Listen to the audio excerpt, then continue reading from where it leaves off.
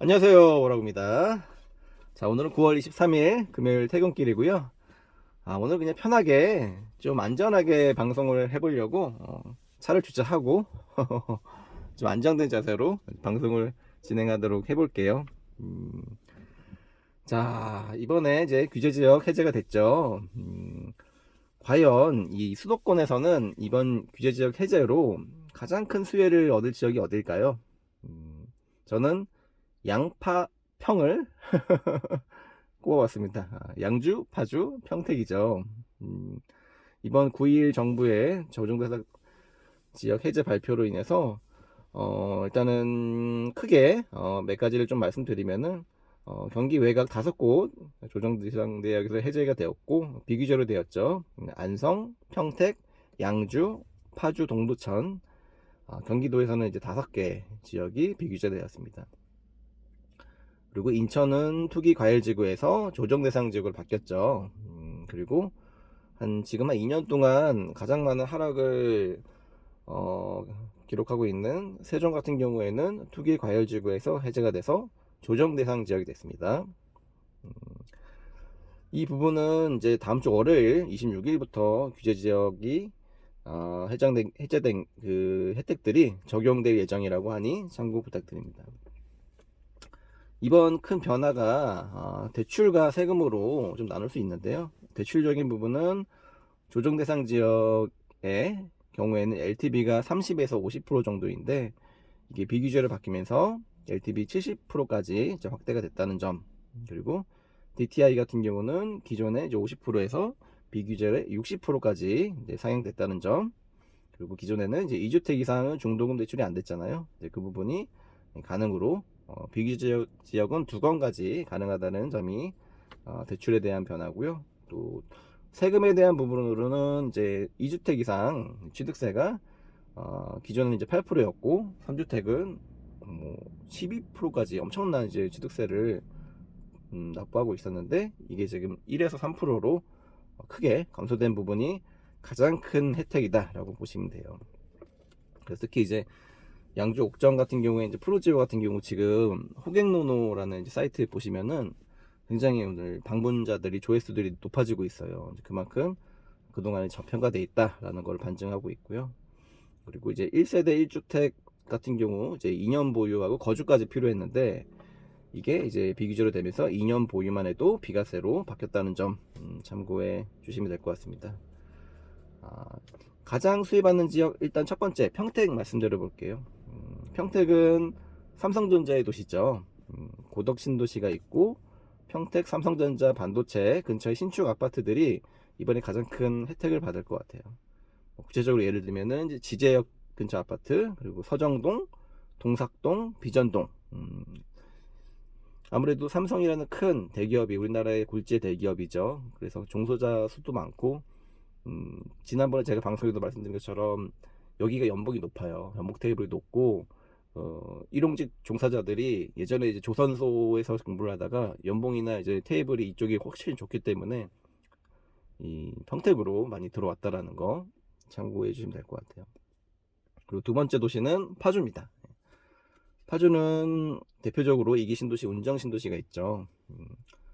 파주는 LG 디스플레이라든가 그래도 하청업체들이 종종 있고, 그리고 가장 큰 장점으로는 GTX A가 지금 착공하고 있잖아요, 열심히. 그래서 올해도 예산을 보니까 다른 노선보다는 좀 빨리 될 것 같아요. GTX A가 24년에서 뭐 늦으면 25년에는 완공된다고 하니까, 그렇게 되면은 삼성역까지 얼마니까 23분? 24분 정도면은 도착하기 때문에 큰 교통호재가 남아있기 때문에 파주는 장기적으로 좋게 보고 있어요. 그리고 서울하고 비슷한 그 거리상으로 봤을 때 동탄 대비해서 좀 덜 올랐어요. 파주 같은 경우는 서울 접근성은 비슷비슷한 시간인데 동탄보다 좀 덜 올랐으니까 조금 올라갈 부분도 있다, 이렇게 좀 보고 있고요. 그 다음에 이제 대망의 양주죠. 그 양주에 제가 살고 있기 때문에 양주에 대해서, 특히 옥정에 대해서 좋은 얘기를 할 수밖에 없어요. 네. 뭐 팔이 안으로 굽는다고 제가 여기 살고 있는데 어떻게 제가 제 동네를 침뱉고 헐뜯을 수가 있습니까? 저는 정말 이해가 안 가는 게 본인이 사는 동네를 왜 이렇게 가치를 좀 폄하하고 이렇게 자존심을 좀 낮추면서 얘기하고 뭐 시골이라고 얘기하고, 이런 사람들은 좀 이해가 안 가요. 자기가 갖고 있는 물건이나 뭐 조금만 하나라도 정말 소중한 건데 어떻게 자기가 사는 지역, 자기가 사는 아파트를 이렇게 폄하할 수 있는지 좀 이해가 안 됩니다. 아마 뭐 기존에 있는 아파트를 팔거나 분양권 파신 분들이 대체로 좀 속이 쓰리고 배 아파서 그렇다, 좀 저 그렇게 좀 보고 있습니다. 근데 너무 그런 생각하지 마시고 또 기회는 있으니까요. 투자의 기회는 항상 지금처럼 이제 하락할 때 찾으셔야 됩니다. 자, 양주는 꾸준히 인구가 증가하고 있죠. 최근 자료로는 이제 24만 명까지 이제 옥정 신도시 인구가 늘어나면서 앞으로도 계속 증가될 예정이고요. 지금 옥정만 해도 인구가 지금 55% 정도 찼기 때문에 아직도 계속 들어와야 되는 상황이고요. 회천은 아예 안 들어왔죠. 사실 이제 양주의 이미지가 예전에는 좀 시골 이미지가 좀 많았잖아요. 경기 외곽 중에서도 서울 접근성이 가장 떨어졌고, 양질의 일자리가 부족했죠. 한 기사를 보니 자족적으로 일하는 인구가 15%밖에 안 된다고 하더라고요. 대부분은 서울 멀리 이제 출퇴근을 하는 인구가 많다라고 보시면 되고요. 그리고 이제는 신도시 개발과 더불어서 경기 북부의 거점으로 이제 두각을 보이고 있는 상황입니다. 크게 옥정 신도시, 회천 신도시로 나눌 수 있고요. 그리고 신도시뿐만 아니라 양주 테크노밸리, 양주역 주변의 역세권 개발과 같이 이제 진행되는 부분인데요. 테크노밸리 잠깐 말씀드리면은 마전동 일대에 약 한 21만 8천 평 정도의 이제 8,000제곱미터군요. 8,000제곱미터 규모의 자족 도시로 변모할 수 있도록 뭐 의료라든가 전기, 전자, 정보통신, R&D, 지식산업 등 첨단 산업과 연구개발 등의 산업 집중 육성 계획이라고 합니다. 그리고 첨단 제조를 기반한 플랫폼과 함께 완공될 경우 종업원 수만 약 4,300명, 그리고 연 1조 8천억 원의 지역 경제 활성화에 도움을 줄 것으로 예상되고 있습니다. 자, 인근 7호선 지하철 연장도 2025년 완공될 예정이죠. 고읍, 옥정 정도, 옥정 그 사거리에 들어오는 그러면서 이제 수도권 제2외곽선도로가 양주 IC와 연결되면은 입지적인 측면에서 경기 북부권의 상급지로 도모할 수 있다, 이렇게 보고 있어요. 여러분들 이제 신도시는 대체로 보면은 그 주변의 인구들을 빨아들이는 블랙홀 효과를 하거든요.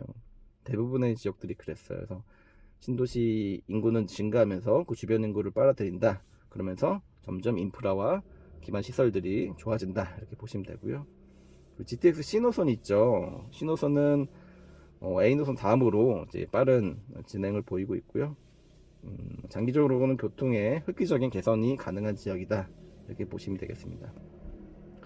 제가 이 세 군데를 뽑은 이유는 사실 이제 수도권이 그래도 인구가 증가하는 지역이고 인프라가 개선되는 지역이기 때문에 그 중에서 양주, 파주, 평택은 그동안 좀 눌린 부분이 있기 때문에 앞으로 올라갈 여지가 있다, 이렇게 보시면 되고요.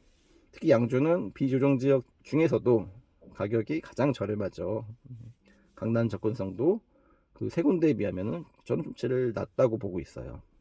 그리고 이제 지금도 이제 광역버스 노선 이용하면은 서울 잠실, 뭐 서울역, 뭐 상봉역 등의 뭐 평일 기준으로 빠르면 1시간으로 갈 수 있기 때문에 출퇴근이 불가능한 게 아니에요.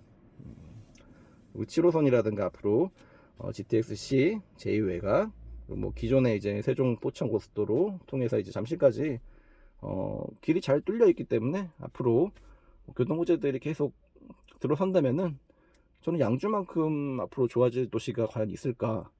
그런데 가격은 지방 소도시보다도 오히려 싸.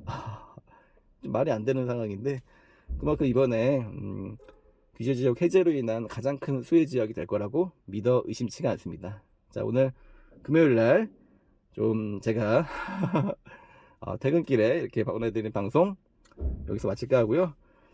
오늘 하루 잘 고생하셨고 앞으로 주말 잘 보내시기를 뭐라고가 기원합니다. 자, 뭐라고 방송 여기서 마칠게요. 안녕.